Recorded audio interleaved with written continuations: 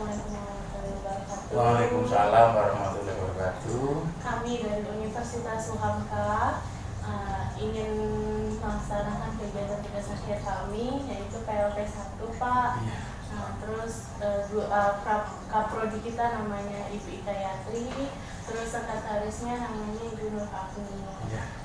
Sebelumnya perkenalkan, nama kami berdua, saya Nuhanadida. Saya Siti Laika. Sebelumnya Pak, kami ingin mewawancara tentang sekolah ini dan dengan Bapak. Iya, betul. Pertanyaannya ada beberapa Pak, ada Iya, 6 pertanyaan. Iya, nggak apa-apa. Itu silahkan. Ayo. Saya ingin menanyakan Pak, bagaimana karakteristik peserta didik di sekolah ini? Ya, sebenarnya banyak karakter-karakter yang memang diterapkan oleh anak didik, khususnya SDN di Labuan. Memang di dalam ada namanya tujuan pun atau tujuan pembelajaran atau di dalam visi dan misi itu selalu ada namanya pembentukan karakter, dan ini sangat penting buat anak didik khususnya di SDN di Labuan. Karena bagaimanapun bahwa karakter atau watak itu sangat menentukan, karena bukan masalah mereka pintar dan lain sebagainya, tapi menentukan pertama kali itu adalah karakter.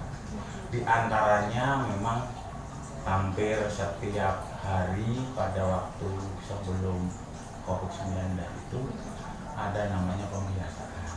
Nah, pembiasaan ini paling tidak memberikan bentuk karakter pada anak. Misalkan pagi-pagi guru kepala sekolah memberikan sambutan di depan pintu gerbang, ketika datang memberikan salam dan sebagainya, termasuk menanyakan kepada anak, "Nah, siapa tadi yang antar ke sekolah? Nah, atau nah, apakah sudah sarapan paginya?" dan lain sebagainya. Ini memberikan kesan bahwa oh iya, saya sebagai murid berarti diperhatikan oleh guru dan peserta didik dan lainnya. Itu.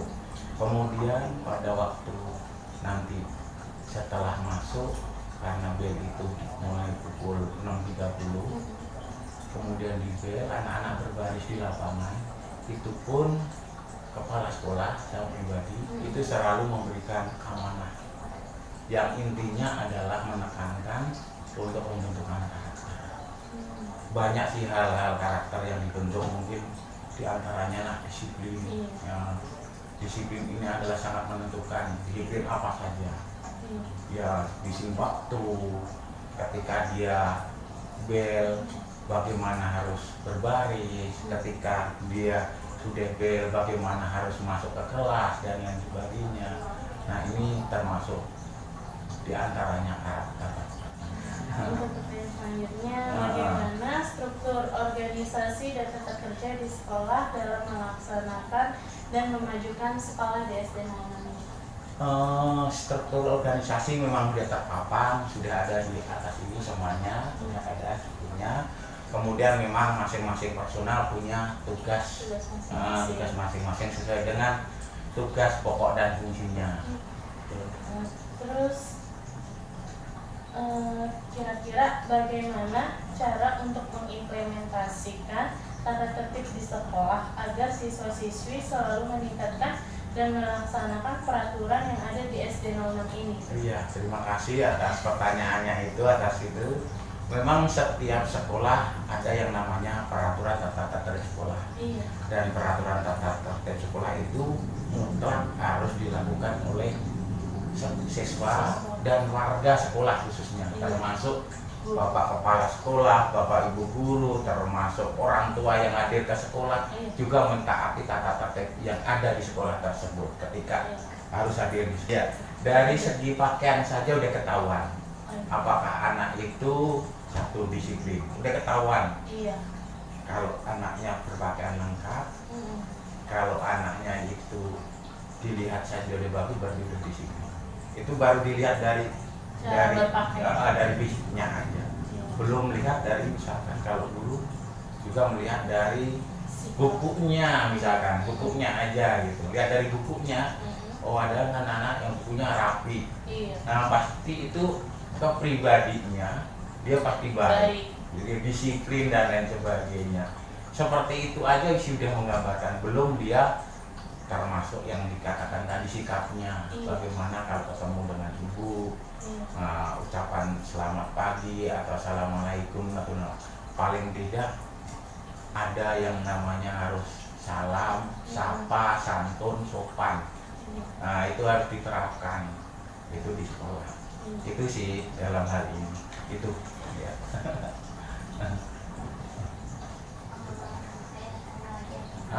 Silahkan Apa ya. keunggulan kegiatan rutin yang berupa kurikuler dan ekstrakurikuler dari SD Jelambar? Kegiatan unggulan yang ekstrakurikuler dan sama kurikuler sama ekstrakurikuler. Oh ya, ada yang namanya memang ada yang ekstra. Kalau ekstra itu di luar. Kalau itu di dalam. Jadi ada yang mengerjakan pada waktu saya melakukan pembiasaan tiap hari mulai jam 6.30 sampai paling tidak hanya 1 jam atau 1,5 jam paling tidak hanya setengah jam sampai jam 7. Itu namanya kegiatan kurikuler. Nah kalau sebenarnya kegiatan itu dilakukan pada waktu jam belajar. Nah tetapi kalau kegiatan ekstrakurikuler adalah kegiatan yang dilakukan di luar jam, jadi setelah jam 3 ke sana. Jadi semuanya kegiatan yang dilakukan ekstrakurikuler dan kurikuler sebenarnya semuanya saling terkait, saling membantu dan lain sebagainya. Hanya biasanya yang sangat banyak dibutuhkan atau banyak waktunya itu di kegiatan ekstrakurikuler.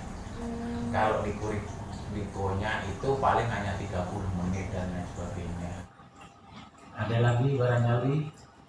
Cukup. Saya rasa cukup, Pak. Terima kasih banyak Sama-sama. atas semuanya, atas ya pokoknya Iya. terima kasih atas ilmu yang udah dikasih ke Bapak, terus atas sekolah tentang sekolah ini, pokoknya Iya. terima kasih banyak, Pak. Sama-sama, mudah-mudahan bermanfaat semuanya. Iya.